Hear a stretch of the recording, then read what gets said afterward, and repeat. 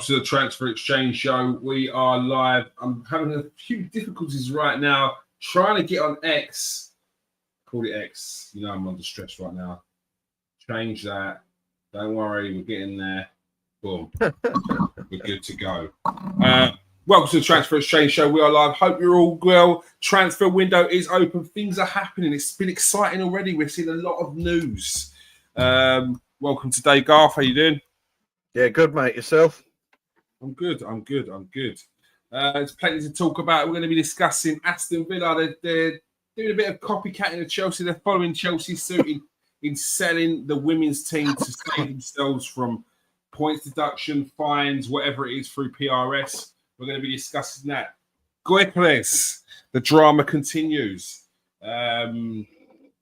Club's still interested in Gyökeres. He's refused to now play for Sporting Lisbon. Will they drop the price? Will they go back to what was potential, what was said to be promised to the Swedish striker, or will they stand firm and ask for more money than the 60 plus 10 that him and his agent are saying? And of course, we're going to discuss the latest transfer news as well. Okay, first and foremost, Garth. We've seen Chelsea. What we've said is a blatant disregard for the rules. Although, to be fair to them, the rules aren't there, and it's loopholes that they seem to be jumping through to ensure that they have the most amount of money. We spoke about it last week, being the top of the PRS, and one of the things they did was selling the women's team for around about £200 million. To help with that profit. Aston Villa look like they're going to be doing the same thing. They're in pretty bad trouble, and they've got to get in line with PRS. Otherwise, they are definitely going to be getting a fine at least. So, yeah. What's your thoughts on, first of all, Chelsea when they did it, and now that Aston Villa looking like they're going to be doing it as well? Chelsea are a disgrace. How they're getting away with it is mental to me. I don't know what their transfer policy is. I've got no idea how the Premier League's allowing them to get away with it. Obviously, they tried to close this loophole after Chelsea had done it. And of course, everyone's going to say no, because we all need our PSR. You know what I mean? Everyone should do it now. But it's disgraceful. It's morally, I'll say morally ambiguous at best. But it's the value of it as well is the main thing that I find strange. Now, again, you can never find out these numbers properly, but I was looking around, and from what I can read, the highest valued women's team in England is Man City at 3.7 million. But that's what they're valued at. Yeah. And somehow Chelsea sold their team for 200 mil. Now, I'm sure Chelsea fans will be like, sour grapes. No, I'm not so listen, you've got away with it. Fair play. It's a loophole. I think it's disgraceful. But what I want to know is how they reached the value of £200 million for this club. Like, how have you reached that? Because surely that's fraud. Surely that is fraud. But listen, I'm not fine. I'm sure their lawyers have got it all lock, stock, tied up. I'm not a lawyer. I'm not a financial expert. But it's mental. I'm reading today, Villa's looking at it's going to be 55 mil they're going to sell their team for, and apparently their women's team's worth like 550 grand. Mate, this is what I mean. There is no way Aston Villa's women's team is worth £55 million. Now, unless you're balancing that off leveraging that off the back of the men's team as well, because it's the same name, same team, but it's the women's version. And that's the only way I can think, because Aston Villa's women's team's been in the WSL since 2020 to 2021 season. So it's like 5 seasons. They've just about got into Europe now. But that's not a team that's valued at 55 mil. Projected value, projected income over it's just not. It's not. Because what you're saying, especially Chelsea's team, is they're saying that their team is more valuable than what I think 90% of the teams in the Championship, and probably about 10% of the teams in the Premier League still.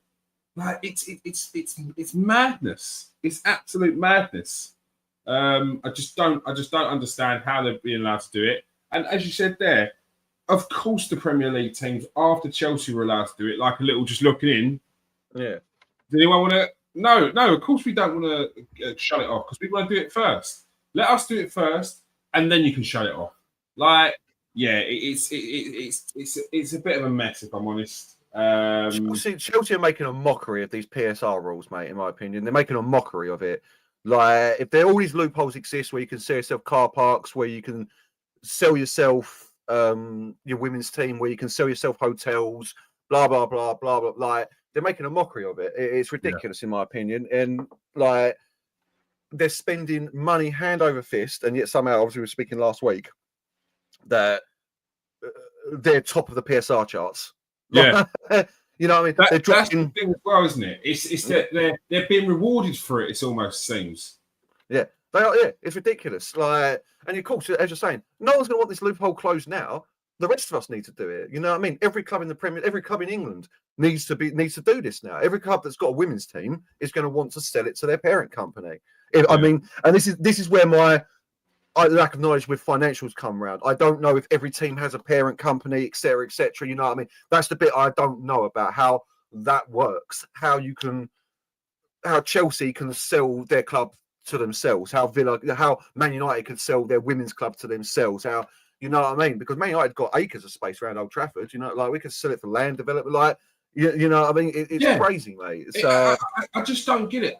That's why I don't get it. Like, look, there's one thing valuing the women's team for 200 mil, because like I said, look, they'll be able to sell it as look, this is what we've earned this year, this is projection. If we talk about how well the women's teams progress year upon year, how much revenue, this and that, if we invest in it and then it continues, in 10 years' time, it may be worth 200 million because of the success of the team already, blah, blah, blah, whatever, yeah? But when we're talking about, I have a hotel, I'm selling it to another company that I part own, that's madness to me. Like, I don't see how that's allowed. That seems like some criminal activity. Yeah, it's fraudulent. That's what I'm saying. It comes down. It feels fraudulent to me. Obviously, I mean, maybe it'll turn out down the line that it's absolutely proper, like, and they get done for it. But I don't see it happening. They're spending with abandon. With abandon. You know what I mean? I mean, Gyökeres, if he's worth 60 mil, then I'm worth 300 grand, and I'm one of the worst footballers you'll ever see. So, like, it's ridiculous. You know, João Pedro, 60 mil. Like, they're not like, and this is the thing. People are whinging. A quick sign up. People are whinging. Oh, Chelsea getting business done. Yeah, because they're paying well over the odds for their players. They're just dropping silly money on players. Yeah, they're saying, you'll get him tomorrow. If we spell 85 mil on him, you can go and get Sesko. I can get Sesko tomorrow if you drop 100 mil on him. You know what I mean? Like, you can have him. Like, you can have him in a bow tonight. Ring up RB and be like, yeah, here's 105 mil. No add-ons. Here you go. Yeah. But they're just dropping ridiculous funds on players. Yeah. I don't know. It's so weird. And again, listen, it's going to sound like sour grapes. It probably is a little bit, I suppose, but it's disgraceful what Chelsea are up to. It's making a mockery of these rules. It's making the Premier League look like fools, in my opinion. You know what I mean? It's making teams... Who took the points hits last? Everton. Who else took the points hits? Yeah. Forest? Did Forest take points hits as well? No, but they're in a similar boat as Aston Villa, aren't they? Where they need to sell, otherwise they're in trouble because they took a big risk. Was it Leicester then? Spent. Yeah, someone else took points hits as well as Everton, didn't they? Someone else took points hits as well as Everton, and because they came forward and were like, "Yeah, we've done this." Well, then why they? You know what I mean? Like, why didn't they just sell their hotels to themselves? You know what I mean? Why didn't they just sell this to them? Like, it's wrong on many levels. Like, you can't blame them for doing it because that loophole exists, and it's just another example of the Premier League or football in general bringing in a rule without really examining the long-term loopholes, the long-term effects, and things that people can do without doing. Like, you know what I mean? Same with VAR coming in too early, in my opinion. They haven't ironed out all the kinks. This PSR rules, what are they worth if clubs can do this? What are they worth if clubs can do this? They're worth nothing. They're absolutely worth. If Chelsea have got 300 mil surplus, then they've got nothing. Because, I mean, their selling isn't great, is it, Chelsea? Do you know what? I'm going to make myself look like a bit of fool here. Chelsea's selling is actually okay when they sell. The problem is they're not selling it. they seem to be loaning out players for 2 or 3 seasons because they can't sell. But when they do sell, look, they get money. The 65 million they got for Kai Havertz. They did a similar thing with another player. Mason Mount. Yeah, they did a similar thing with was it Morata, where they had him for like a season. And they still managed to get decent money for him. But they've not got decent money for Kepa. They spent 70 million on him, loaned him out for 3 seasons or 2 seasons, and Arsenal bought him for 5 mil.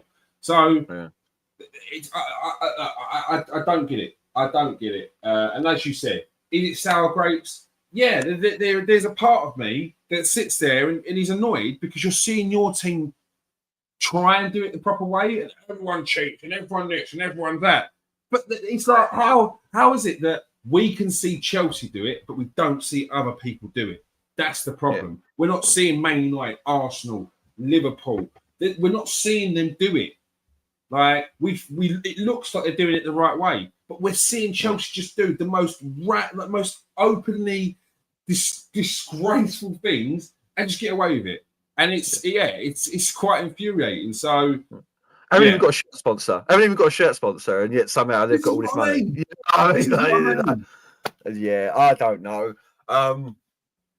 Yeah, and I can't lie. Like on a different, just quickly, the players they're buying as well. Like considering they spent $2 billion. Yeah, it's not listen. I don't know much about Gittins. What I've seen of him, I'm not that impressed. João Pedro, I like him, but I'm not like, you know what I mean. Like I feel like their only real success is like value for money. So how much did they spend on Palmer? It weren't loads, was it? Was that in the 40s? No, it's about 50, weren't it? Something about that. Was it about 50? Yeah. But it weren't loads. You know what I mean? I saw someone on Twitter going, "I can't believe we spawned another N'Golo Kante about Moises Caicedo." I'm like, what? 115 mil? That's not that. You didn't spawn nothing, mate. You paid 65 million too much. That's a lovely bit of scouting there. From Chelsea again. What? Excuse me, mate. What are you talking about? I stick with what I've been saying for a while, which is I think that they come a cropper in a couple of years with all these players on these contracts that they can't move on. Like unless these Saudi clubs keep coming in and buying their players for them. I think they might come. They'll have no more women's teams to sell. They'll have no more car parks or hotels to sell. So yeah, but realistically, what we really need is to get a proper football finance expert. So if there's anyone out there, that proper knows this in detail, definitely give us a shout because I can't bend my head around it. I really can't how to get away. Yeah, but you know that's going to be a stressful show because we're going to be told that what they're doing is okay and this is and that, and it's just like, yeah, I don't want to hear that. That's not what I want to hear. I just personally, I want to hear how they're getting away with it. I know what you're saying, but I need to know so that Jim Ratcliffe can listen and sort it out for Man United. You know what I mean?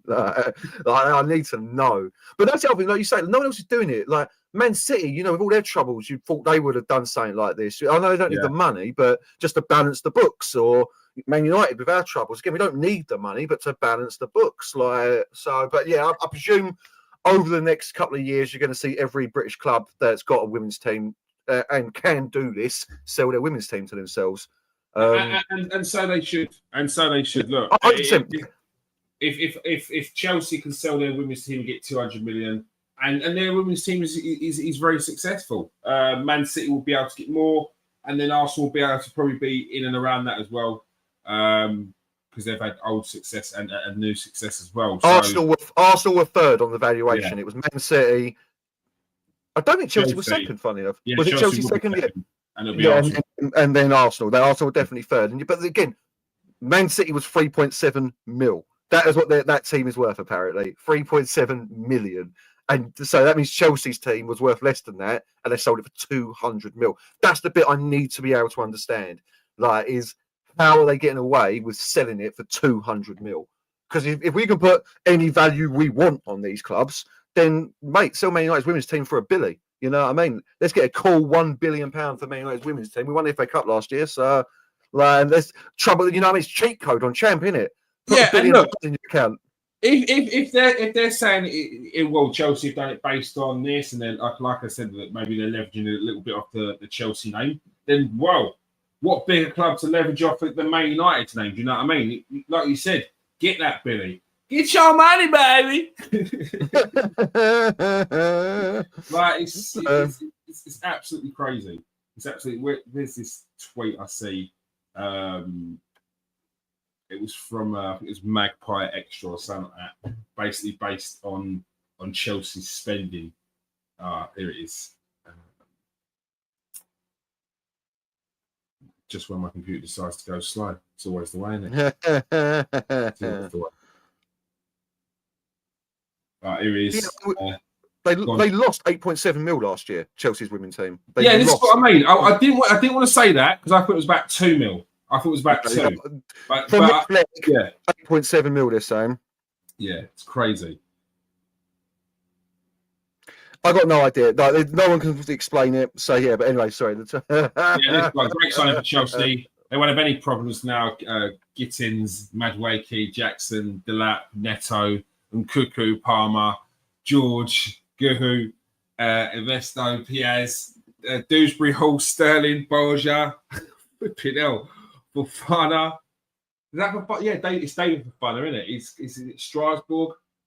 Yeah, That Kellyman was the £24 million player they bought from Aston Villa last season. Who played about 15 minutes. João Felix, mental, absolutely crazy.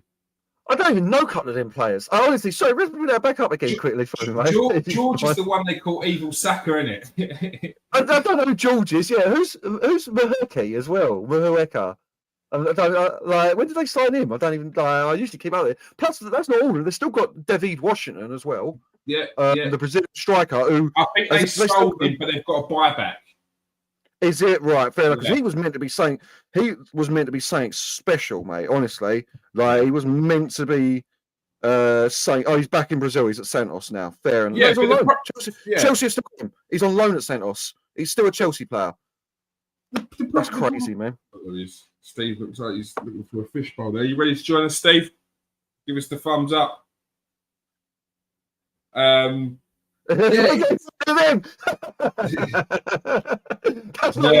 Don't get nervous. He's a little bit shaky. It's mental. And what I don't like about that is, what was it? The Man City one. They had who was it? They had the fellow on the right who plays on the right now. Is it Savino? And he was at their sister club, and they just bought him like that. Yeah. Paid the money, no worries. There you go. There's a conflict of interest there, which I feel like they're not jumping on. We weren't allowed to buy Todibo, were we? Because they stamped that all out. Yeah. Was it Nice? Sorry, not Lille. I always get them confused. Yeah, sorry. But they stamped that out immediately, and somehow they're allowed to do that. It's crazy, man. It's crazy. They've still got that. Obviously, they've still got Carney. I can never pronounce his name, so excuse me. Chukwuemeka as well. Yeah, so he's meant to be decent as well. Yeah, he is. You know what I mean? And you just this. Obviously, still got Mudryk. Excuse me, but obviously he's sort of on the ban now. What was the French one they got? Leslie Ugochukwu as well. If I was a young player, he's 21 now. He's had 12 games for Chelsea. Went on loan to Southampton last year. If I was a young player, I would not go to Chelsea right now because there's no point. There's no point going. You're not getting their minutes, man. It's crazy. Dario Asugo. You know what I mean? No games. He signed this year, to be fair enough. So yeah, just looking at Omari Kellyman there, like you said, yeah. That was from Villa, though, weren't it? That's from Villa. That's that dodginess that they're doing, Chelsea. Yeah. We'll bring Steve in. We'll just discuss this. How you doing, Steve? Yeah. Yes, Steve. Can you hear me all right? Yeah. Can hear you. Yeah. Trouble getting on, I'm afraid. Don't know what's going on tonight. Discussing Chelsea and their loopholes. The latest one, obviously, they recently sold the women's team for a value of 200 million to help them with PRS, which put them at the top of the PRS table, 300 million. And now we're seeing Aston Villa follow suit. To save themselves from PRS points deduction or any fines as well.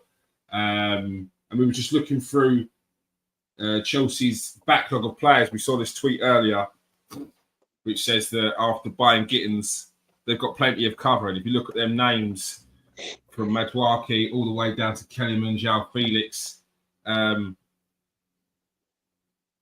they've got plenty of players. Maybe too many. It's crazy. What's Chelsea's plan of action? What's their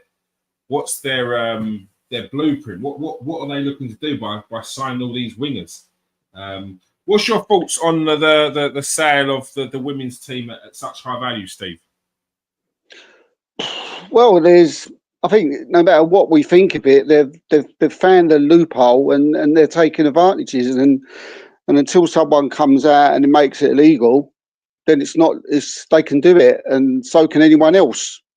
So whether we like it, whether we think it's wrong, whether we think it's right, they're perfectly in their rights to do it until someone says that differently. We're hoping that, once it comes to around Christmas, I hear there's going to be a few new rule changes. Mm-hmm. So hopefully when those come about, whatever they may be, I'm told that, they are meant to be to do with what Chelsea are doing, what Aston Villa are doing. So, and then, there'll be a stop to it. But it looks like to me that Aston Villa are just taking advantage of it while they can. And to be fair, look, if our clubs were in Aston Villa's situation, I'm sure we'd be taking and we was the business, we'd be doing it as well. If it's there and people saying it's legal and you can do it and you can get 200 million, then you're going to do it. If you're a businessman, you're going to do it. So, look, right, wrong, until someone says any different or it's made law, there's nothing anybody can do about it, and they'll continue doing it. Yeah, I think the stance for us was, look, once Chelsea had done it and got away with it, why are other clubs going to then rule against it before they get the opportunity to then do it themselves? Well, this will be their argument, won't it? When it goes to to a vote or however it's however these changes will or will not be made, clubs will have their say. And if someone pulls up Aston Villa and says you're not allowed, well, they're going to turn around and say, well, Chelsea did it and you've not made it illegal. So we're in our perfect right to do it, and they are in their right to do it. There's nothing you can't say they're doing wrong or they're frauding anybody. They're not. They're perfectly in their right to do what they're doing, and so is any other club. If another club come in and sold something and sold to themselves, they're perfectly in their right to do it at the moment. What would be your stance on there's the women's team's one thing, but the selling of the hotels to a sister company? Do you not see that there could potentially be something unethical business-wise? At least when you say the women, it's the football teams, unless it's like going to affect the women's team. It's football, isn't it? It's football related to the club. Yeah. So it is. You could argue that, but it's like you say, when it comes down to unrelated football matters like hotels or when Arsenal sold Ivory, we turned it into flats, didn't we? Yeah. So Arsenal did that because it was a little bit different because that was a grade listed building and they wasn't allowed to knock it down, so they had to do something. But I'm sure they would have loved to have sold it to themselves and put some money towards the Emirates, but they wasn't allowed. They didn't do that then. Well, they wasn't clever enough. I don't know. But the ethical part with the hotels it doesn't sit right, does it? Do you know what I mean? It's not football related, and it shouldn't have. It should be a separate entity, and it shouldn't be allowed. But it's like I said, it is allowed, at this moment in time, and someone needs to come and stop it. But until they do, another club will come along. Aston Villa at the bottom of the PSR charts. Their club's in trouble. They're in serious trouble, and they have to do something. So it's like what I said at the beginning: needs must. And they was desperate, and there was the loophole, and yeah. I think every club should do it, whether they need it or not. Like literally, every club should just do it now. Yeah, just every club do it. You know, it's not that like I said, I agree with Steve. Like, if you can get away with it, like there's nothing we can say about it. 100% agree with you, but it's more the valuation that I can't get my head around, and how that's allowed in a fair, what's meant to be a fair and competitive system. How a club that's a business that's losing money, never turned a profit ever, and is valued apparently at under £4 million, is getting sold for 200 mil. Like, I agree with you entirely. If you can do it, fair enough. Like, morally, I've got a problem with it, but legally there is none. But that's the bit I can't get my head around. It is the actual value of that team. When you're thinking about it, like, there must be a couple of Premier League teams that aren't worth 200 mil, I reckon. No, you know what I mean? Not, there is. And that's what I'm saying. It's like 90% of the Championship teams aren't worth close to 200 million. Yeah. So that's the problem I've got with it, because for me that signifies there's some kind of fraud going down, and because of that valuation, not what they're doing, just the money, the value of this club. And this is what I'm saying. I ain't a finance man, mate. Maybe you've got more information than me. I don't know. Clearly, it's legal, because I doubt they would have done it if it isn't. But how they've reached that valuation is what's like twisting my melon, man. Yeah, so, it's like printing money, and it's a little bit like what Chelsea and we saw Aston Villa do. It looks like we're doing between each other, where they're buying youth players for overinflated prices and then buying them back to sort out and balance the books. Now, we don't know that's officially, but when you buy Kenny Chukwuemeka for the amount that they bought him for, and then you bought Kellyman for the amount they bought him for, around about 23 million last season when he's had about 15 minutes and no one's ever heard of him, then when it comes to actual transfers going through, like Cheeto to Manchester United from Arsenal, and they've got to go to compensation, Arsenal have every right to go and turn around and say, well, this kid is labelled as one of the next big things as a striker. Kearney Chukwuemeka a few years ago was labelled as something in and around that roughly. Kellyman wasn't. So that if you look at the valuation, you can't be giving us 3 million compensation. You've got to be looking for something about 15 million compensation based on the levels that they are, which is how it works now. And then going on from there, then you'll get compensation if he plays Champions League, minutes for Man United, gets Norwegian caps and so on.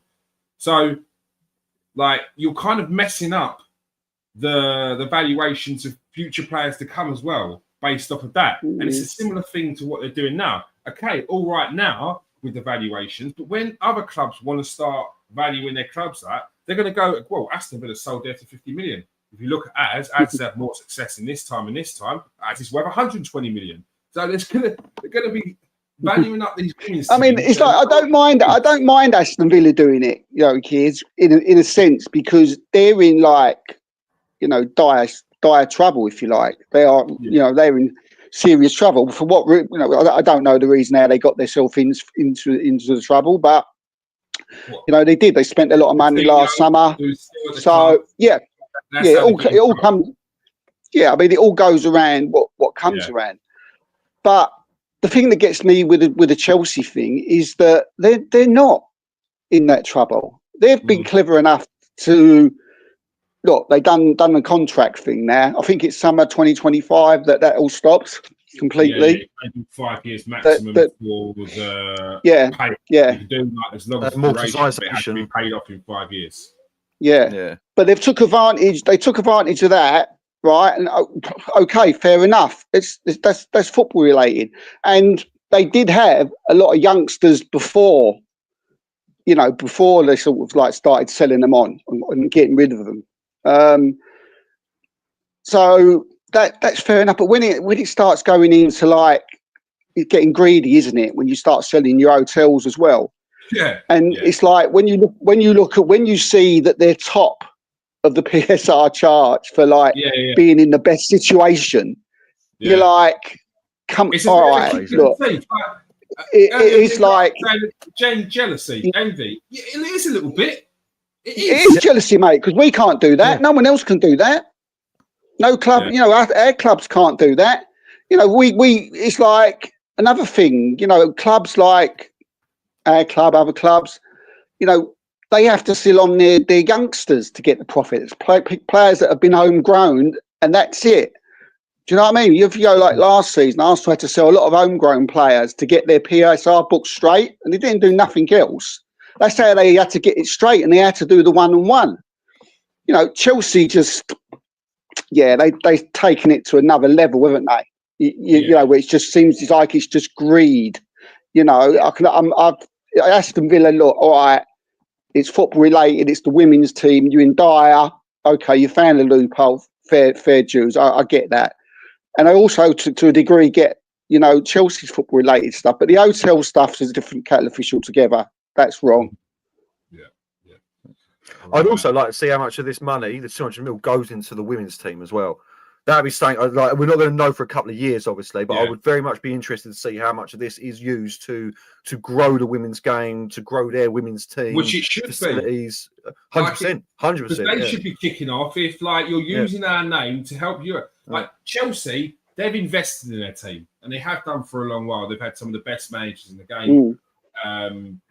They've been very, very successful. One of the most, or if not the most successful team in women's football in this country. So you're going to see them invest it. Aston Villa, I need to be seeing their team, the trajectory of their team go up within the next 5 to 10 years, big time. I need to see them start pushing for leagues, FA Cups, because they've got to be talking about investing in that team if they're using that team to save the men's team. And I'm sure there'd be a few of the women's team or a few women that would have something to say about that, or a few supporters of the women's football will have something to say about that if Aston Villa aren't investing in their team that's potentially saving the men's team from points deduction or worse. So, very, very good point there, Garth. Next up, the big saga of Victor Gyökeres, as some people say, or Gyökeres, as we say. The Swedish striker, the goal machine, has been the talk of the town recently. Whether he's on strike and he will never play for his club again, or it's his valuation for the player. Arsenal are rumoured to be in from Manchester United and a few other clubs, but the valuation seems to be something that's kind of putting people off, and potentially some of those fees on top of that. First and foremost, before we go to the expert on this, Garth, we've seen that Victor Gyökeres has turned around and said he doesn't want to come back to Sporting Lisbon. He doesn't want to play. He doesn't want to train. What's your take on his stance there? He seems aggrieved, but at the end of the day, there was nothing written on paper, and it's a gentleman's agreement, as we say. We don't live in 1870, mate. Contracts ain't worth what they're written on, let alone the gentleman's handshake over the matter. And this action from him makes me not want him even more at my club. I don't want players like this. Sorry, mate.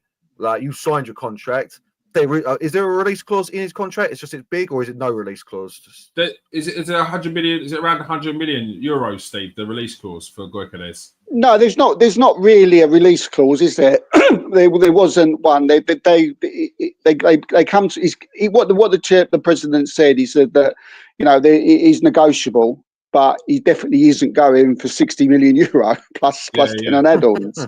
But there was this release clause that we all know about as 100 million euro, but we've known for a long while that it was never going to be that.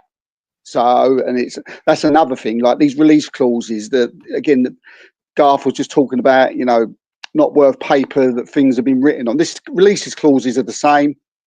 Do you know what I mean? They can be spoken about at the time, and there's ways of getting around them or getting them down, or you've only got to have a conversation and have an agreement, and then during negotiations it can drop.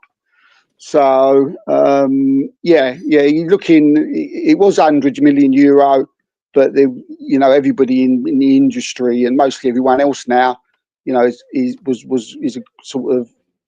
probably around about 70 million euro that you could probably leave for, plus a little bit of add-ons. So say probably about 80 million euro. And that's what makes me ask questions about him, Steve, because everyone's crying out for a banging striker, and 80 mil in today's market is the going rate for a top striker, and yet no one's biting the bullet, firing the shot and just grabbing No. That leaves me questions about why teams aren't just getting him. You know what I mean? Because it ain't gonna be wages. There's no two ways about it. He ain't gonna be like asking for 400 grand. So yeah, I don't like his attitude. I don't like people that players that just go on strike at their club unless it's proper warranted, obviously.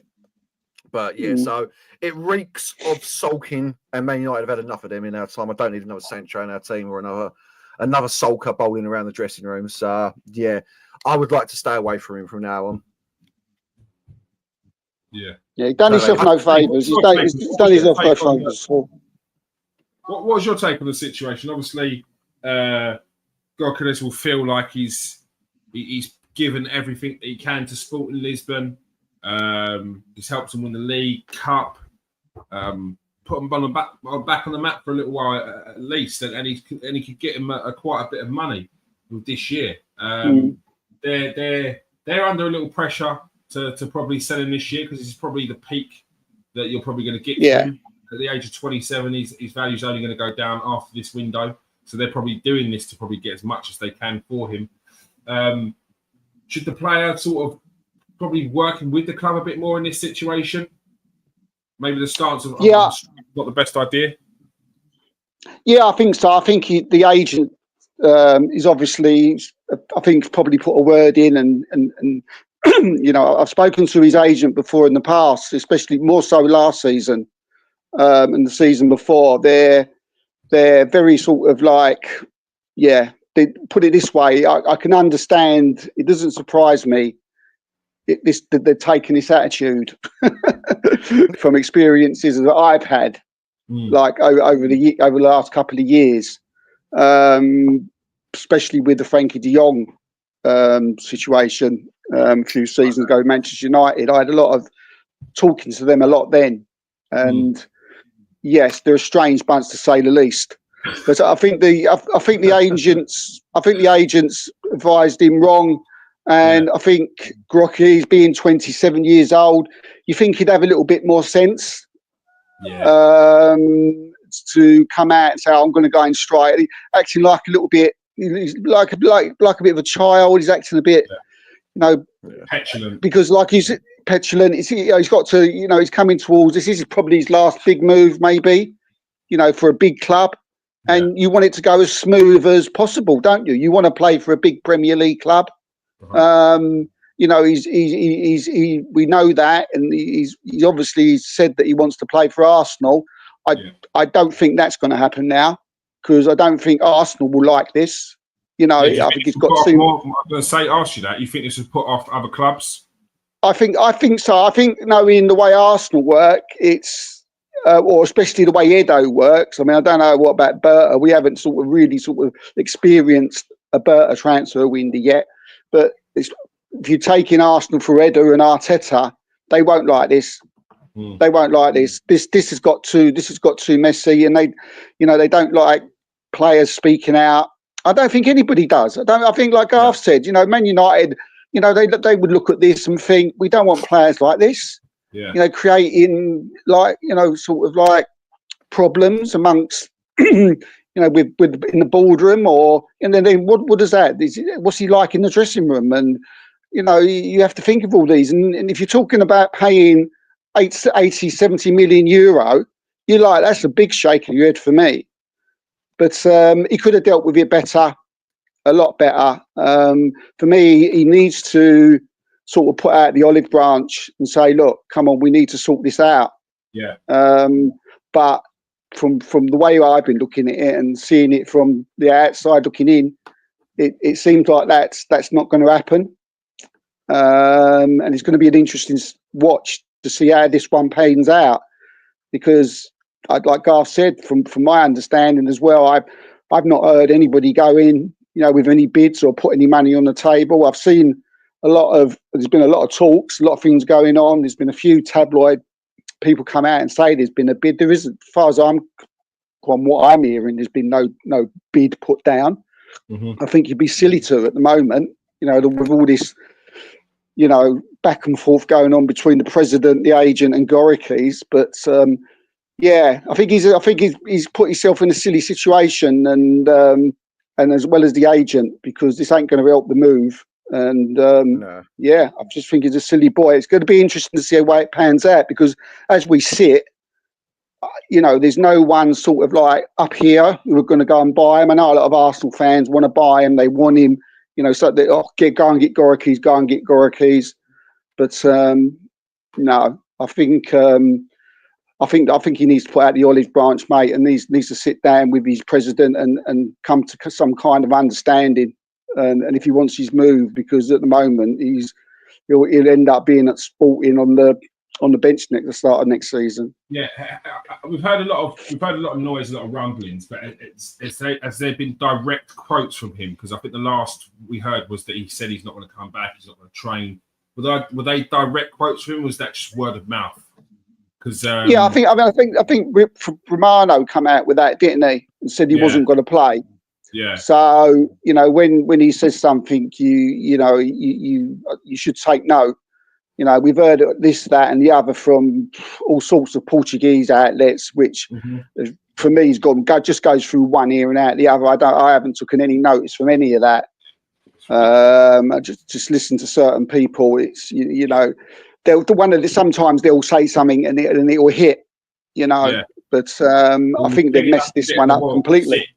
And that's what they've been doing with the transfers recently, whether it was the Gyökeres one with the Spanish outlets and Bongo, Jongo, whatever they are, or some of the Madrid outlets with the Zimmerman deal. Like they just say anything. Yeah.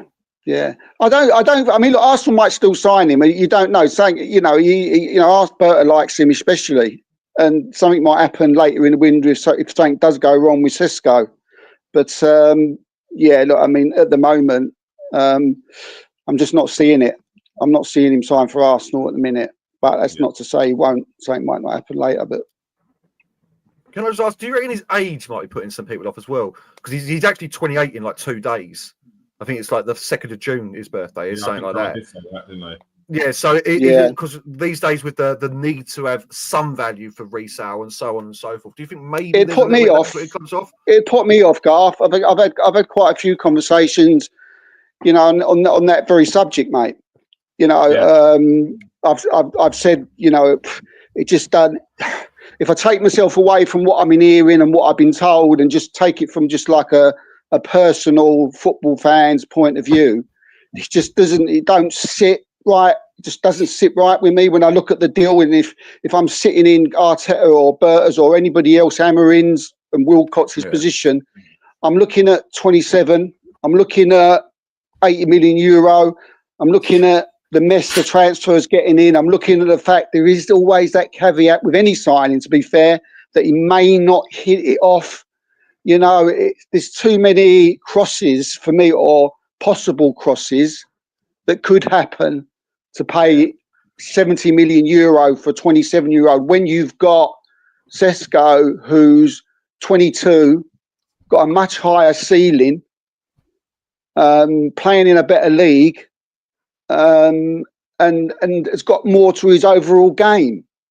Yeah, I think Sesko's a much better fit for Arsenal. I really do. Much better fit for Arsenal. Yeah, it doesn't, and that's looking at it from like as if I was Arteta or Berta sitting looking in. Yeah. So whether that's, and I find it when you compare the two, I'm like, well, it's Sesko all day, because Gyökeres Gyökeres don't sort of fit Arsenal. Arsenal would have to change their way of playing a little bit, so whether they're using Gyökeres as a little bit of a make weight, and you know, we're talking to Gyökeres to maybe get the structure right on Sesko. Do you know what I mean? Feel like it all goes on. Yeah. No, it's just like I said. Like I said last year about him, I wasn't that impressed with him at the time. Like I think he's all right, but it just is. There's got to be. I don't know if there's. And again, this is pure conjecture. If there's maybe an underlying injury, like he's got a weak knee or something like that. But someone should have fired their shot on him by now with the goals that he's got in Portugal. I know it ain't the same, but those numbers are those numbers, and the fact that, like, you know what I mean, well, Villa ain't got the money, obviously, but you know what I'm saying. Even a Nottingham Forest or something, just jump at him. No one's going and get him. Even they're not going to get him. Like, so, there's something that's putting off a lot of clubs, and it's clearly it's a lot of inquiries. There's a lot of inquiries, Garth, but that's sort of like it. Do you know what I mean? There's always Man United have inquired, Arsenal obviously, inquired. Liverpool have made a phone call. Newcastle and Nottingham Forest have had a little nibble, see what's going on. But there's nothing like substantial sort of said, right, look, there's... And when you think... some clubs go to the agency first to talk, and some clubs are a little bit more in with a certain club, and they'll go to the club first. Yeah. So... Some of those clubs that I've just mentioned might have gone to Sporting first. They might have, the president might have said, he's going around about 80 million euro, mate. They go, right, that's done. I'm not going there. Where Arsenal might have gone to, Arsenal tend to go to agencies more than the club first. And then once they've got a guide from the player, then they'll go to the club. So they've probably gone to the agency and they've said, oh yeah, we've had a gentleman's agreement with Sporting with Hugo Viana, who's now at City, who's for around about 60 million euro, and they're like, right, okay, we might be interested in some of that. Then we'll go to Sporting and have a little chat. So it worked. 40 million pounds. Someone who scored 90 goals in 2 seasons, the top end of 40 million pounds. You're thinking, do you know what? We might actually take a risk on that. That might actually be worth a risk. Yeah. And I get that. Yeah. I completely get that. But like you said, the Sesko one, it fits. When you're talking about age, and I know people are talking about the here and now, but what's to say that Sesko can't do now as well as later on? Like when we're talking about strikers, Kai Havertz isn't a centre forward. He's done a very good job there, but his instinct isn't as a centre forward. He doesn't have that striker's instinct. And even if you watch him in the game, he gets the ball, holds it up well, and he's looking for players to bring him in. Yeah. Whereas what we want is someone that's like already on the half term potentially. Yes, he has that in his mind that he could bring players in, but actually he wants to turn around and go and score a goal. And that's the difference that you'll get with an actual striker and someone like a Benjamin Sesko and Myers. And I don't feel like it's an issue that this has some similarities to Kai Havertz. I think it's a benefit because it's not Kai Havertz build-up play that's the issue. It's in front of goal that we have an issue sometimes. So yeah, I agree. I think that Sesko is the right option. I do think that people will be put off by the fact that one, his age, price tag, and this salt that he's had. In my head, I'm thinking he's going to have to put out the olive branch. Potentially don't see him going anywhere this season. He's going to have to go back into the team with his towel in between his legs. And next season, they'll probably be getting about half of that, and he'll probably end up someone like Fulham. Fans, for players like this, fans go through who's got the better highlight reel. So they looked at Gyökeres' highlight reel and thought, wow, this goes power, pace, brilliant. Look at this. They see it, Sesko, a little bit, maybe a minute and a half less of a reel, and yeah. Yeah, I won't lie. I think people should really dig deep into the highlights of Gyökeres and actually watch him properly because honestly, honestly, he's a good player. He'll score goals. He ain't anywhere near as good as you think he is because of those numbers. Those numbers are they are hiding the fact that he will score in the Premier League. I'm not saying he won't. He's not a bad player, but he ain't. I've spoken to so many Man United fans that want him, and it's the same thing. You look at those numbers and I'm like, mate, I'm a stats man. I am a stats man, but really get a full watch half hour's worth of him playing. Look at the goals. Look at the fact that his shooting isn't clean at all. Power. He's not finding corners at all. Obviously, as everyone now knows, he can't play against the low block. He doesn't score against the good teams. Really, he's not good in the air. He's not good in the air. Like really dig into. That's a big thing. That's a big thing. Not good in the air. Exactly. It's massive. So yeah, I think I would. Let me ask you boys this then. Would you rather say you don't get Sesko? Would you rather Ollie Watkins? Yes, I would now. Going off the back of what I've seen. I think it was that tweet I sent to you a couple of weeks ago. There was a tweet where someone basically broke down his goals in the 4 lines. It was like 19 penalties, 21 terrible defensive errors. And he broke it down and said something about 10 of those awful goalkeeper mistakes. And I watched it, I was like, nah. So I watched the video and I was like, he's being harsh, but there's an element of truth in that.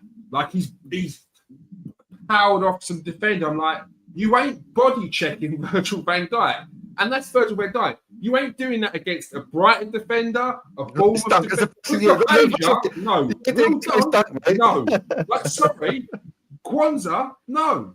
Tyrone Mings, definitely not. Like, when we get, even as we get lower and lower and lower into the league, when players come up from the championship, even less likely to body defenders like that. And then when we talk about the extra touch you've had to take there because you've got that amount of space once you have got it past the defender, you're getting closed down. Like, and then when you break it down, like, you're like, I can see why there's some reluctancy to get him. And then you look at the list of players who have smashed it in Portugal and how they've progressed and how it's translated into other leagues. That Jackson. What was that? Watkins over. Sorry, what's the question? Watkins over Gyökeres, was that? Yeah. Who would you rather have? Yeah, if you don't get Sesko, which is obviously the number one option, would you rather take Watkins over Sesko? Well, because over Gyökeres. Gyökeres. Sorry, yes, Gyökeres. Yeah. I think I'd be gutted if we got Sesko now. But it's But if it come down to it, then you've got a Premier League proven and striker, haven't you, for next season? Then so much cheaper as well. I think it's correct that we didn't get it done in January, and I think a lot of Arsenal fans would be annoyed that Watkins didn't come in January if we're then getting him now in the summer. I wouldn't discount Watkins for coming in and Sesko, to be honest with you. I wouldn't discount it. We'll get on Just wouldn't discount it now. We'll get on to that now. Because there's probably people chomping at the bit. There's quite a few people. That's what they're here for, Steve. Before we go anywhere, make sure you press that like and subscribe if you are watching on YouTube. If you are watching on what is formerly known as Twitter, I don't even want to say it, X. If you are watching on X, press that like, press that retweet, get your ass over to KS1 TV, press that like and subscribe. You can jump back if you want. Yeah, I mean, get in the comment section. Don't be shy. We're about to get into the transfers now and talk about some of that. First and foremost, before we move on to some of Steve's articles, Steve, you mentioned there you wouldn't be surprised if Arsenal were to get an Ollie Watkins and a Sesko. We've seen a few quotes come out from whether it's Fabrizio Romano, a couple of other coaches seen elsewhere, which imply that Arsenal's transfer business is going to be something which is going to blow people away. We've heard it a bit now. Now, for me, we've seen the likes of Eberici Eze being earmarked as a potential signing for Arsenal, and obviously Sesko. And obviously we've seen the Rodrigo stuff as well, which looks like it's quieted down a bit more. I like Eze, and I'm excited about Sesko as well. And I think that if Arsenal were to get Sesko and Eze with the signings that they've made already, I think that would be a very, very good window, like a very good window. But that's not a window that I think would blow me away, or I don't think would be a window that would blow any Arsenal fans away. I think they could still be excited as I would be. I think that'd be excellent preparation. But it's not quite blowing me away. And it feels like if you're saying blow us away, I'm expecting something else on top of that. Like, yeah, that's good. That's an excellent window. That's not me taking away from what that is. But when you start saying things like blowing me away, I'm expecting something that's going to knock me off my chair. And, like, what are you hearing, Steve? Well, when you say blow, look, they want Rodrigo. Yeah, I've had, want and getting two totally different things. Leaving Madrid is massive, to leave Madrid. But it's just there's rumblings there with Rodrigo leaving. He's coming out with saying he's happy and that, but the facts are his place for next season looks at this bit at the moment will be sitting on the bench. Yeah. So he's got a decision to make, and Arsenal will be there if he makes the decision to leave. So that's probably the blowing me away part. There might be more people, more who's got better contacts than those who have got contacts at Real Madrid, or people very close to Real Madrid who know a bit more. Maybe Fabrizio knows a bit more, and he's coming out with a blowing me away, wording. So, but I think Rodrigo would blow everybody away, if he comes in. And so, yeah, and Arsenal have got the money to do it. There's so much going on with Arsenal. Sorry, Steve. Sorry. What sort of price would you reckon it'd be? Yeah, 70 million, isn't it? Is it 70 million? Yeah, but 80 million, 85 million euros, something like that. Something like that. I mean, Mikel Arteta did say, didn't he? I don't know when it was last game of the season, or when, I can't remember when it was. But he did say, very well worded. He said we got some really incredible plans, and I'm very excited about them. So let's look. We know. Sorry, mate. So you can't say that and not follow through, though. That's the problem. Yeah, I know. Something big like that. Yeah. And unfortunately, Sesco isn't big plans. Like, you need to be putting out a Rodrigo, like you're saying, Steve. Like you need to be putting it out there if you're going to be coming out with big boy statements like that. So yeah, but. Well, I think that you got to look at like what Arsenal got planned. What type of areas are they looking at bringing in? And we know the players that they're looking for. Look, is he bringing them in as someone as to help out Odegaard in the middle there? Is Rodrigo? That's what I'm thinking, because he's not really a left winger. Yeah, and from my understanding, there's Arsenal very, very serious, and Eze's already given his thumbs up that he wants to come. Yeah. So that's how far that's how far the Eze figures, and I think he'd be a great signing for Arsenal personally. Eze, I think I couldn't disagree with you more. I think Eze's so overrated. No, I think it's a good signing for Arsenal. It's the last thing you need is an Eze. Where does Havertz play? If you're buying in a striker, I thought Havertz was going to be dropping down to help Odegaard. You know what I mean? I don't rate Eze anywhere near as highly as other people do. I think he's a big fish in a small pond. I think what you'll get out of him is what Zaha did when he comes to Man United. Absolutely nothing. Like, I really do. Let's just say, yeah. I mean, look, we don't know. We don't know. I've seen it. I thought he played. I think he's been good for Palace, but obviously Palace. And he's had a good season. And he's their main star, and I think the question is, can he take it up to another level? I've always quite liked him when he's played for England. I've always thought he's been decent when he's played for England. So, and I think he was probably man of the match in the cup final, against Man City. But these are only just like one odd games, doing it for 30 odd games over a season is different. So, but every transfer's a gamble. Well, I don't care what it is. If Arsenal put Isaac, it's a gamble. Do you know what I mean? He might not come. He might not hit off. So, yeah. But I think if Arteta fancies him, I think like 9 times out of 10 he gets it right. So we have to trust him. So where he would play, who knows? Do you know what I mean? Whether he play in the middle, I don't think he'd be brought in to play on the left, which leads to who's he looking for out there? Because we heard about the Mbeumo stuff, and I was a bit like, what Mbeumo? No. Like, I think he's a decent player, but like, are we cramming him into that left position? Like, is he the guy for that left? Doesn't he play more off the right? Like, no. And then I heard that he wasn't coming in for the left. He was coming in for his versatility and more as a central and on the right. So then I was like, whoa. Well, this is not what I'm expecting. Like, what they're trying to add in that level of quality as a rotational backup for Saka, and I was like, that's what I was a bit surprised about. So this is why when this Eze stuff came up, and I was like, he's not a left. He can play there.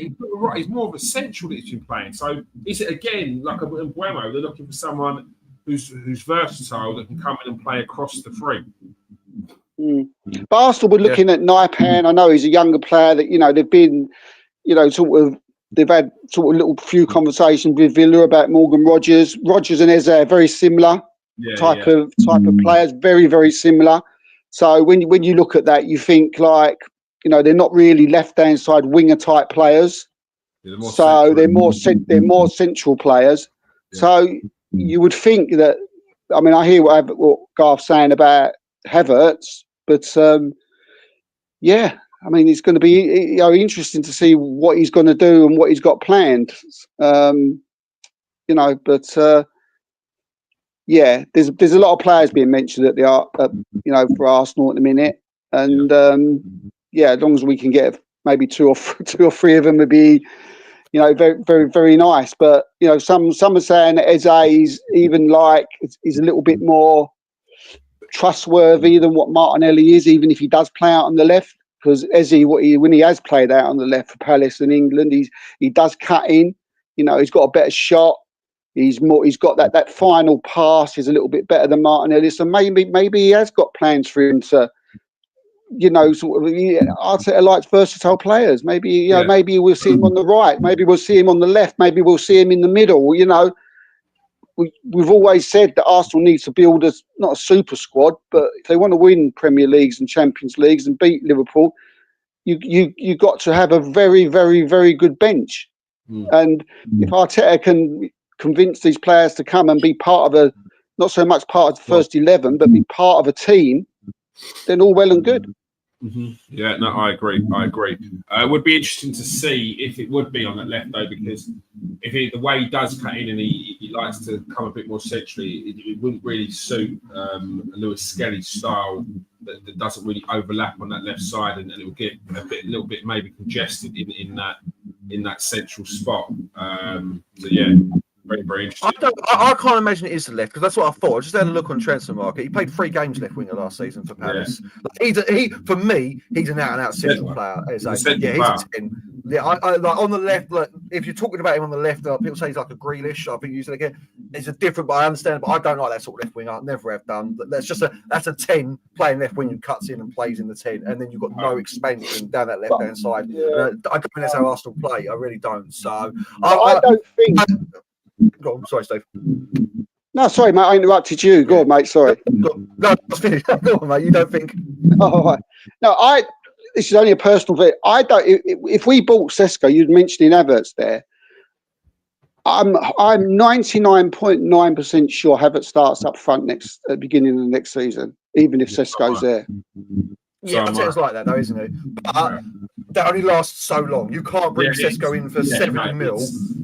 Like, I know what you're saying. I agree with you 100%. Arteta's like that. He likes to bed players in, but you're talking 5-6 games, and then Sesko's got that spot. You know what I mean? And then obviously, it depends on what Havertz is doing, though, doesn't it? If Havertz sort of like is Scott, I think with Arsenal, you can't not play Sesko, because you brought him in for that sort of money. I think with Arsenal, it's like people said about like Gyökeres and scoring 30 goals and all that. I don't think Sesko needs to score 30 goals. I said a similar thing, mate. He doesn't. It doesn't. Your team scores goals. They're talking about elite strikers. It's not elite. All you need is that striker. What Kier's saying is in those 1% moments. And Havertz is very good. I'm not digging Havertz out. He's a good player, but like he says, he just doesn't have that killer moment. He can, but there's moments where you see he fluffs his lines, and you need that out and out number 9 there, don't you? For those moments, that's all it is, in my opinion. But yeah, you're totally right. He doesn't need to score more than 15 a season. Excuse me, really? No, definitely not. So, yeah, I think Havertz is. I think he's one of these players. I think Arteta loves Havertz, doesn't he? I think he'll find a place for him, whatever. It seems. But to be fair, I think Havertz is good like that. Yeah, I think he's satisfied. Havertz. I think he'd be satisfied. He just loves. I think he enjoys being Arsenal. So I think he's one of these players that enjoy being part of the team. World Cup year, though, that's the other problem you've got. The players get a little bit antsy when it's the World Cup year as well, and they're not getting in. Yeah, they said. I think it's about now. If you are going to bring in that team, you've got to follow it through, and you've got to start winning things. It's one thing you can guarantee, which will keep players happy that are part of a wider squad, is that they're winning things. It's when they're not winning and they're questioning why they're not playing. That's when you get people that start getting itchy feet. So Arsenal start winning things with this squad and the big names they start to bring in, then I think you're a happy bunch. Listen, if you can get these players, like I said to Kid privately, if you can get these players in to be part of the system, to get on board with the project and be like you're saying, Steve, like they don't play every game, that's nothing but goodness for Arsenal. You know what I mean? And that will speak volumes. And that's what I think. That's what you have to do, don't you? If you want to go, if you want to not dominate, because dominates a difficult thing to say to do. But if you want a team that's going to regularly be up there to regular, to be challenging or win the Premier League or win the Champions League, you need to look at that bench and have top. Because if one of them go down injured, you've got to have someone top class to come in. Because last season, that's what killed us. Just the injuries and nobody to come in really, or it proved to be that the players that we did have just wasn't good enough.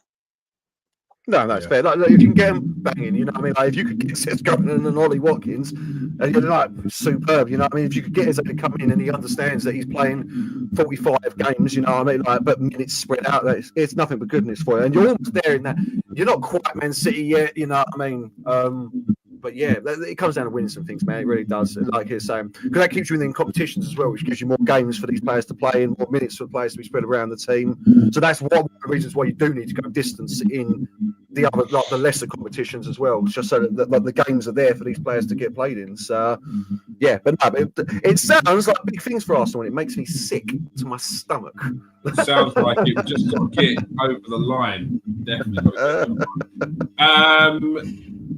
On to more transfer deals at the moment. Nottingham Forest are close to signing Botafogo Brazil striker Igor Jesus for 10 million. That looks like it could be a pretty good deal. It was pretty good for Botafogo in the Club World Cup. Looks like could be a bit of a problem. Could be interesting to see. Like Joe, the old Manchester City striker. So it'd be interesting to see what he can do in the Prem. Any player that's 99 is a favourite of mine straight away. You know, I stopped that 99 shirt for the young superstars coming through. You know what I mean? So.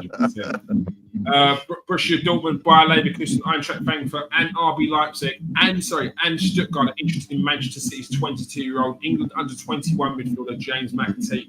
I thought he was off to Wolves. I like him. He's a good player. Very, very good player.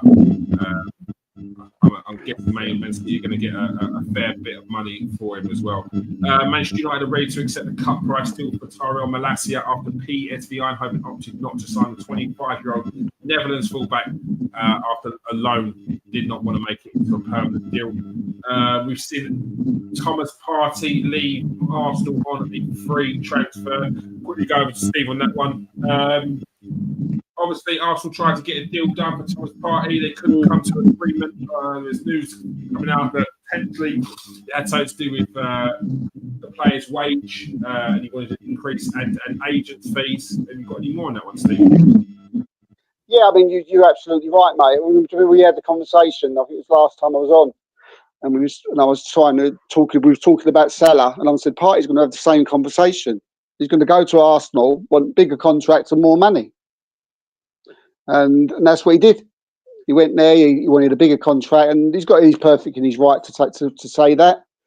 But I've got a funny feeling he knew he was never going to get it. He doesn't look like he created at all over it. You know, I've sort of get quite a lot of background into the contract sort of situations negotiations while they're going on. This one was like they offered it. He asked for more money. He wanted a bigger deal. Arsenal said, "Look, you know the way we work. 1+1, you know, no pay rise. That's it. And we want you to stay." But in the end, they said, "Look," but he wanted to move on. He wants to try and get a bigger contract and more money, which I suppose good luck to him. To see if he wants to do that. But yeah, look. He's signed on a free. They're getting a good player on a free transfer, so he's going to get that.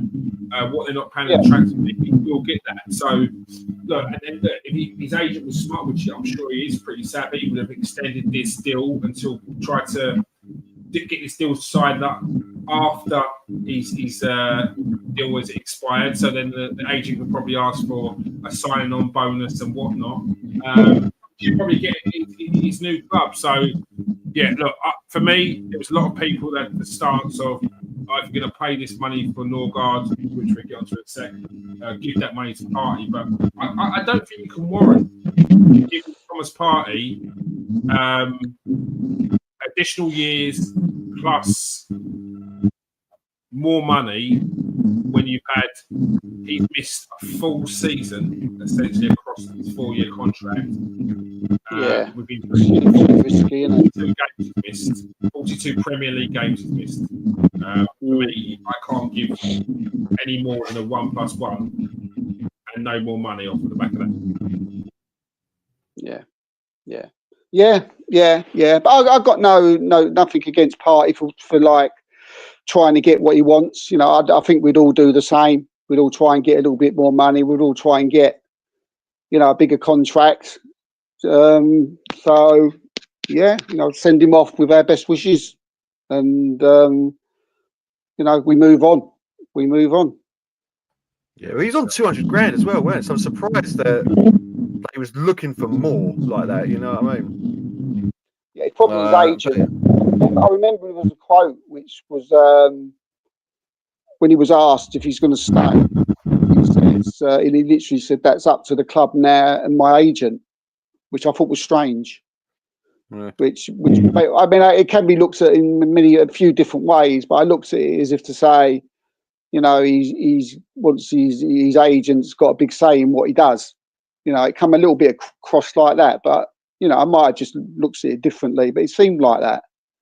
But you know, we'll. But he's gone, and I think we've got adequate cover. I think we've done some good business there. Yeah, what's your thoughts on Norgard, Steve?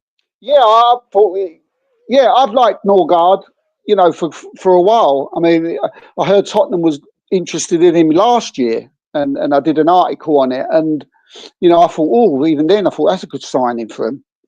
And he'd be a good signing, walking straight into their first team, you know. And so when I heard Arsenal and I see the price, I thought, yeah, that's a good bit of business. And people come out, you know, see it differently. They was looking at it through, you know, wrong glasses, because he's not a replacement for Thomas Partey. Do you know what I mean? He's a replacement for Jorginho. That's what Norgard's replacement is. Zubimendi's Partey's replacement. So because the two was close together, and Norgard come in sort of more or less the same time Partey left. Because I don't think Poppy would have seen Partey play. The idea is that Zubimendi would eventually be that starting player. So yeah, good bit of business. I like Norgard, Danish international. He's 31, but he keeps himself fit. From talking to a few Brentford people, they're cutting his left. They say he's a very, very, very solid player for them. So yeah, it'd be good to see how good he is. Yeah, I like Norgard.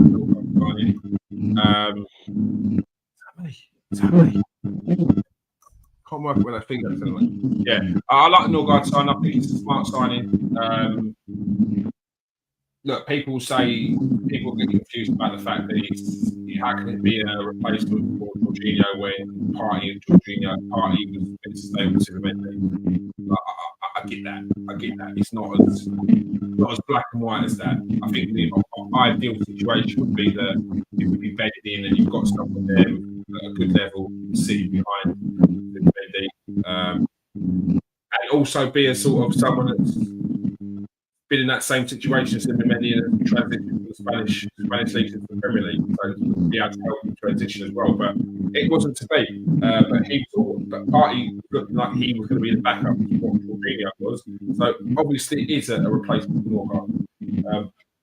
Yeah, I think it's a good sign, good money, and the deal's done good. So yeah, Arsenal moving in the right direction. But they now get these other sides out, like the forward players, the more exciting transfers, the blockbuster ones now. Get it done. We'll look a little more. That feedback is absolutely killing me. Steve, Brian and Buemo, Man United looking to find the Brentford striker. You heard much more on that one? No, I think it's one that will get done, won't it? I mean, everybody's sort of like pushing to get it done. They want to get it done. You know, I think Buemo's, you know, already said that he wants to sign. And yeah, I don't think there's much between the two prices, although I think is it 70 million Brentford want for him. I think Man United will end up paying probably what, I don't know what their last offer was. Was it 60 that they offered? 62.5 with some add-ons apparently. Yeah, it'd probably be 60. They'd probably get 60. The next bid would have to be 65 plus some add-ons, wouldn't it? And then that'll be accepted. That seems a lot of money for someone who's, you know, had one season. But it's like I say with all transfers. Do you know what I mean? We just have to wait and see what happens. He's a good player, and if he brings that form that he had, if he brings him from the form Brentford form from last season to Man United, then happy days. But I think people will be watching. People, you know, the jury will be out a little bit. But yeah, I think it'd be a good signing. I think it'd be a good signing. I say I like the player from what I've seen. So yeah, but again, it's a lot of money. But then again, you know, the structure of the deal, you know, sometimes these deals don't look as much as what they are. Sometimes a £65 million can be better than a £100 million deal if you structure it differently. People get confused over that. You know, if you're paying 65 million over a 3-year period, or you know, or if you're paying 100 million over line, you've got to pay 95 or 85 up front. Do you know what I mean? There's two different things. So it could end up in being a really good deal for Manchester United. But yeah, but then that's down to people like Wilcox, doesn't it, and Brada, you know, to get these deals structured right. So Man United can, you know, it doesn't hurt their pocket that much over the next 2 or 3 seasons. All right, Steve, I'm just going to give you a few names to give some transfer latest on, because every time I think I'm you, it sounds like I heard a bulldozer in the background chasing me like a Lion King. So Ollie Watkins, that one, I think you've done a little article on that. Or Ollie Watkins, Man United interest. Isaac, there was a story on that, and Reece Nelson interest from Brentford as well, wasn't it? Or Bournemouth, sorry. Yeah, the Ollie Watkins ones. I mean, Man United, just Lloyd Whitwell come out today and said Man United have got interest in Ollie Watkins. My information, they've had interest in Ollie Watkins. They had conversations about him in April, you know, towards the end of the season when the Rashford and Watkins was going. I did an article about it then. So that's just like the Athletics just come out with that news now. But yeah, look, there's interest there. So again, apparently his reference Hoyland has moved on. Watkins is someone that could be brought in, and yeah, I mean he can be got a bit of a cut price now, 30 million. We spoke earlier about their PSR situation that they need to sell. I do feel that one of their big players will need to go this summer, so it could be Watkins, and he could go to Manchester United. Rasmus Højlund would be a difficult one to get rid of. Maybe someone in Italy will take him back, but yeah, one to keep an eye on. But and Reece Nelson to Bournemouth. Yeah, again, Bournemouth contacted Arsenal, wanted to know if Reece Nelson is interested in going to Bournemouth. Again, just one to keep an eye on. So yeah, we'll have to wait and see if negotiations go any further on that. Yeah, I don't know if Watkins would be what we need. Like, depends on the price. It really would be. Depends on the price of Watkins. Yeah. Don't know. Arsenal, they were 60, but I don't think they will. I don't think it'll be. And Steve, I think one more before we go. Nolly Madueke was another player that was being linked to Arsenal. No interest at all in Nolly Madueke. Okay. No interest in Nolly Madueke. See, I like him. I think he's very good. I think that'd be a good. I think the reaction to it was a little bit over the top. But I think that would be because he's Chelsea. Oh, yeah. But I think at the right price, maybe. But Chelsea aren't willing to offer anything at the right price. I think they'd be looking for about 50, 60 for him. Yeah, that is the Gyökeres telling me to give up. All right. Thank you for joining us, everyone tonight. Plenty of us joining. I need to see likes on that Twitter page. There's got to be some likes and some retweets now. Make sure you join us every Monday for the latest transfers. It's full, goofy, slide, kicking through doors transfer season now. So make sure you join us every Monday and get Steve. You're going to get our analysis on games, our opinions on the latest transfer news as well. And as you can see, I am sitting here and sweating. I'm dying here. I turned my fan off because I thought it was the noise from the feedback, and now I can barely breathe. Sorry. That's the motherboard melting in this heat. That's what that feedback is. That's the motherboard melting, mate. Yeah. You've been there for over an hour, man. 45 minutes, I had no more. Yeah, I'm going to have to peel this off, I'll tell you, after this. Jeez, I need to peel myself off this clever chair. Good lovers. Yeah, make sure you hit that like and subscribe, people. As Simon in the comment section said, smash that like, smash that subscribe. Thank you for joining us, Simon. Thank you for joining us, UTV there as well. Yeah, hit that like, hit that subscribe. I'm seeing double right now. Peace out. I'm drowning, I'm sweating. They say, help. Help.